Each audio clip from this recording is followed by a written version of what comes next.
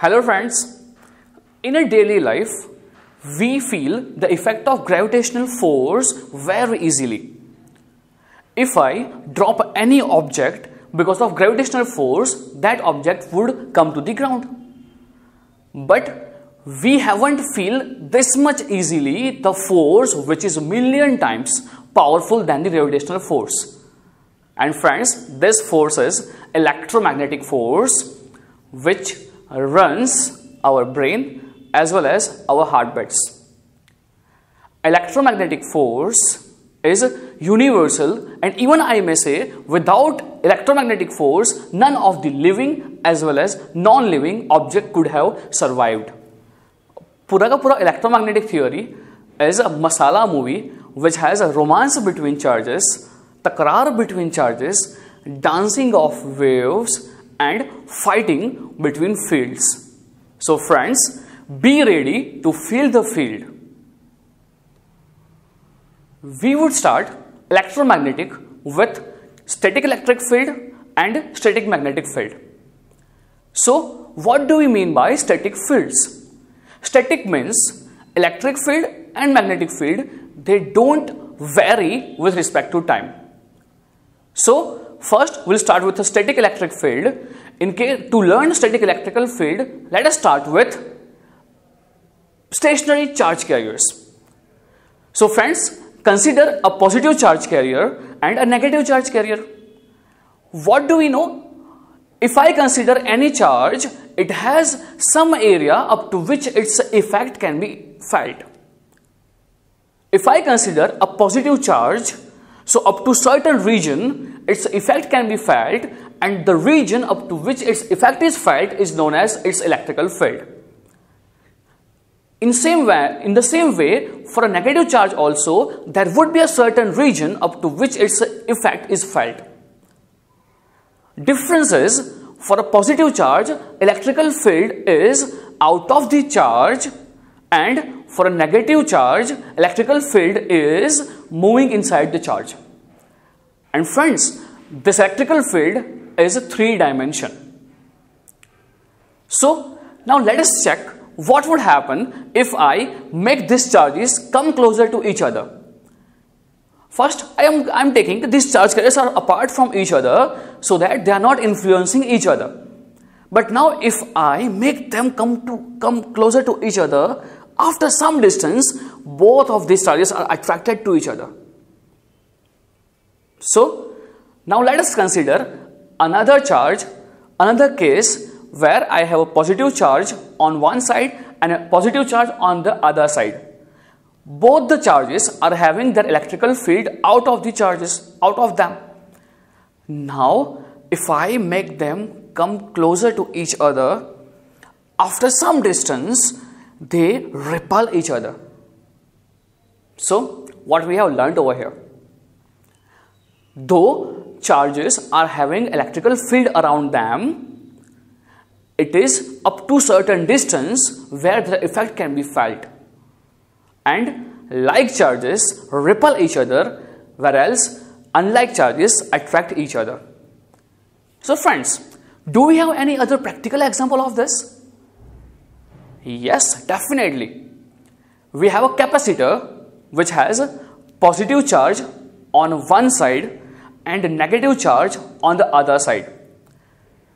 On a positive charge, on a plate which has a positive charge, has electrical field outward of the plate, and for a negative charge plate, it has electrical field inside the plate.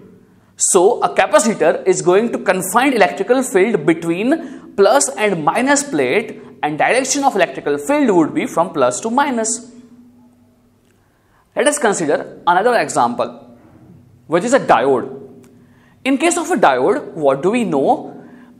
We have a P type of semiconductor, N type of semiconductor, and if we combine both of them, there would be a junction formed in between. If I consider P region, in a P region just besides junction, there would be the gathering of negative immobile ions. If I consider in N region, there would be a gathering of positive immobile ions. So friends, here also what we have seen, positive charges are getting accumulated at one side of the junction and negative charges are going to be accumulated on the other side, forming a capacitor inside the diode. That would be an electrical field from plus to minus. But if I consider electrical field of a 1 microcoulomb charge and electrical field of a 10 microcoulomb charge, will there be any difference?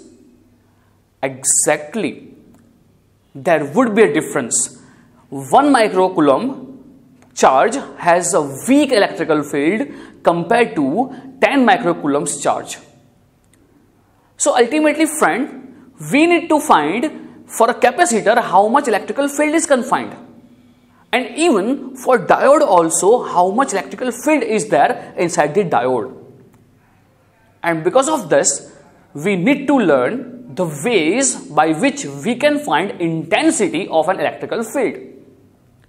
And to do so, Gauss has done tremendous work and he had come with a Gauss theory. So next we will learn Gauss theory, and let's consider sources which has their effect outward. So if I consider those sources, so I can consider a light source or a sun or a bomb explosion. So let's consider a sun. Sun has its effect outward. Its heat as well as its light all moves away from the sun. So friends, if I move away from the sun, its effect, whatever it would be, heat or light, both would reduce.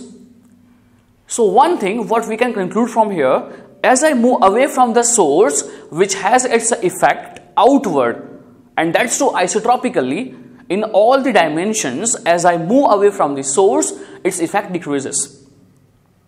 Now friends, let us consider a closed surface which encloses the source.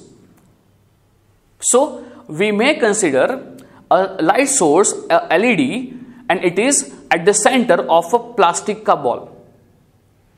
So at each and every point of a plastic ball, intensity coming out of the LED, it would remain constant.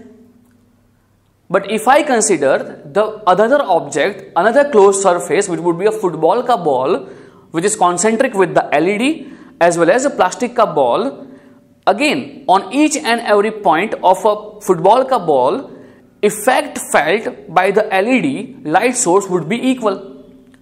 But difference between plastic ball and football ball is whatever intensity, light intensity is felt on a plastic ball is more compared to the intensity felt on a football ball.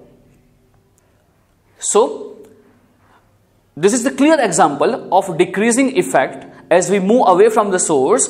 But friends, what would happen to the surface which encloses the source? So it's quite obvious, plastic ka gend has less area compared to football ka gend. So as we move away from the source and as we consider a surface which encloses the source, surface area increases. So effect decreases, area which encloses the source increases, multiplication of both this remains constant, and this constant depends on the enclosed source inside the closed surface. So friends, electrical field and a stationary charge has the same effect.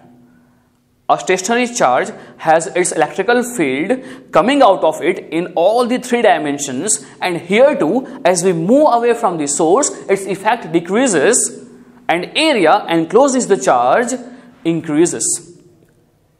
And here multiplication depends on a charge enclosed by the surface, and that's what the Gauss law. Electrical field density over a closed surface, if we integrate this integration remains constant, and this constant is nothing but the charge enclosed by the surface. So Coulomb says closed integration of a D, where D is electrical field density measured in coulombs per meter cube, over a closed surface, ds would be equal to q, which is in coulomb. Here we have seen that to integrate or to get the knowledge about the electrical field density, we need to define surface integrals. So friends, now we need to master surface integrals to solve these integrals, or to get the knowledge of electrical field inside the capacitor as well as diode.